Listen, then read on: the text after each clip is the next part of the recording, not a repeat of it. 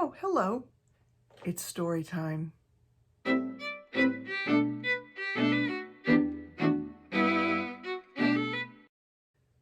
Now, you may remember how much I love to camp. Lock your tent. Like you did. I saw some eyes over I there. know, I saw them too. Let's pretend like we don't see them. Why they ain't pretending they don't see us? She's got her heater on. I had a fan on.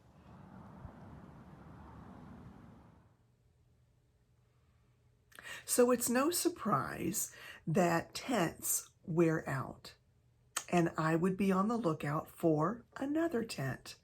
Now, normally I like to stick with Coleman because in the past I have tried other tents and it has not gone well. So inevitably I go back to what I know works the best. And for me, that happens to be Coleman. And for my friend B, we love Coleman products. But occasionally we forget that we love Coleman products and we want to venture out. And my friends, that's exactly what I decided to do. I was taking a look at all the different tents, and I'd been eyeing a company called Core Equipment.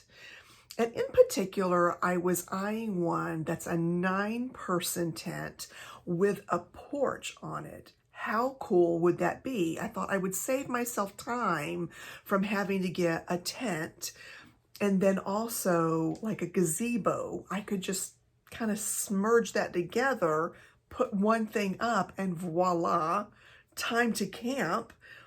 So I've been watching it, but it's a little more than I was willing to pay.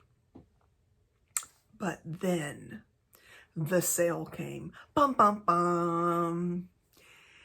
It was, I think, on sale, and then they knocked a 30% off. I was super excited. I thought, oh, this might be the time. I need to just try it. Way cheaper by that point than the other Coleman tent that I was starting to eye. I thought, this is it. I'm going to do it. Well, as I prepared to put it in the cart, my mom had been talking about her desire to go camping as well. So we also looked, since the sale was really good, we looked for a tent for her. And we ended up going with like a 6-person tent. It had a really good organizing system on the back wall. It was really, really cool. Both of them were instant tents. It was going to be super easy. We were super excited. Both went in the cart. I got the footprint, which is the thing that goes under the tent to kind of protect the bottom from getting yucky and to protect it from, things that may tear the tent bottom. So I got everything ordered, put it in the cart, paid for it, and it was going to be on its way. The day came when it arrived at the house, 2 really huge boxes, and we opened the first one. That was the large one. Of course, we knew that would be my 9-person tent. And I ran out to the backyard to put it up and see what it looked like. We put it up. It went up so easy. Like with under a minute, I had this tent up. I had the rain fly on. I had it staked out. It was wonderful. And then I went in to tell the Hubs. I said, Hubs, the tent has come and I have it up in the backyard. You want to come take a look at it? Now, this is really important, I suppose, at this point in the story to tell you that Hubs does not camp with me, hence why I camp so much with B. Her Hubs doesn't camp much with her. My Hubs doesn't camp at all with me. And we usually just hang it out together. So I said, hey, do you want to see it? And so he just kind of looked from the inside and went, it's a nice tent. So he took a look outside from the inside, not going out, but looking from the window, the door. And he said, oh, it's a nice tent. And then he said, are you sure you put it up right?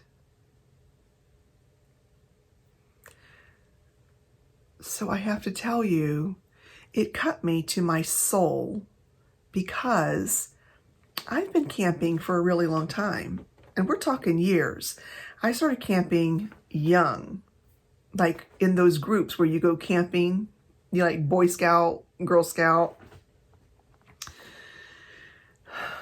Of course I knew how to put that tent up. Of course I did.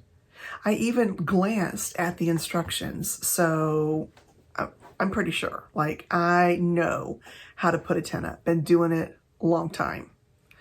So I looked at him, slightly offended, and went, yeah, I'm pretty sure I put it up right.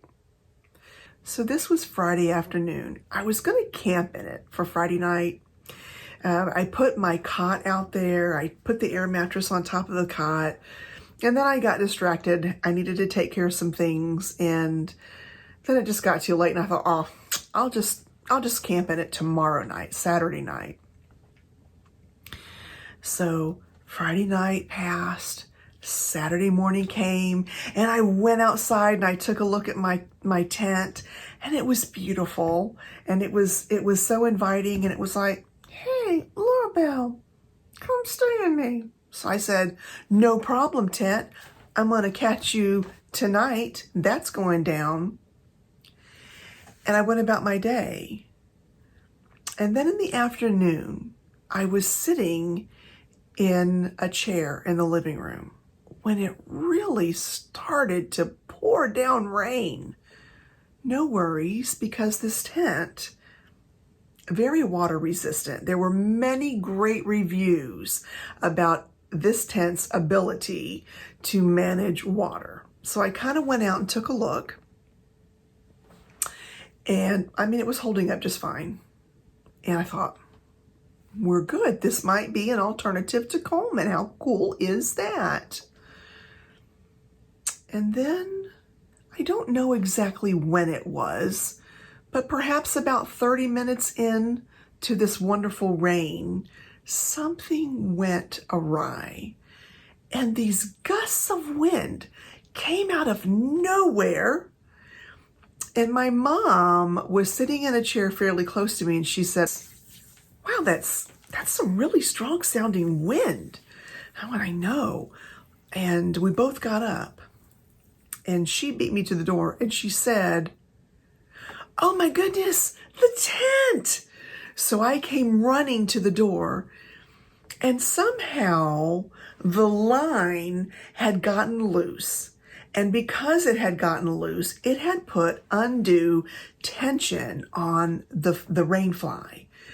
The rainfly was snapped to the pole, like one of the four corners.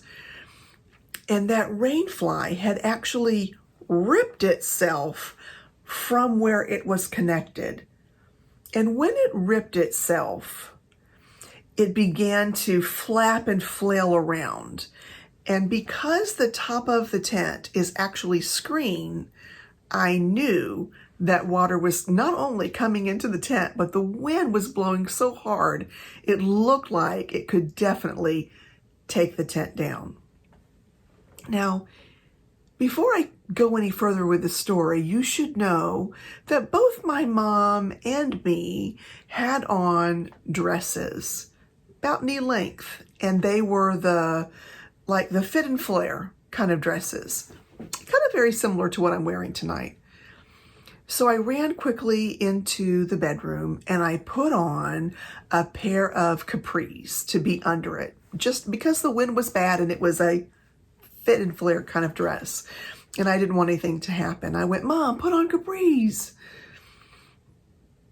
Now, I don't know if my mom was just so excited to get outside, or perhaps she didn't hear me, but she didn't put her capris on. And we quickly went outside, and we started as quickly as we could, as fast as we could, to take this tent down. Now, the first thing that I had to do was go into the tent and take out the things that I had put in the night before. So we quickly got those things out. They were soaked. And I put them on the back porch. And then I came and I think I went for the rain fly.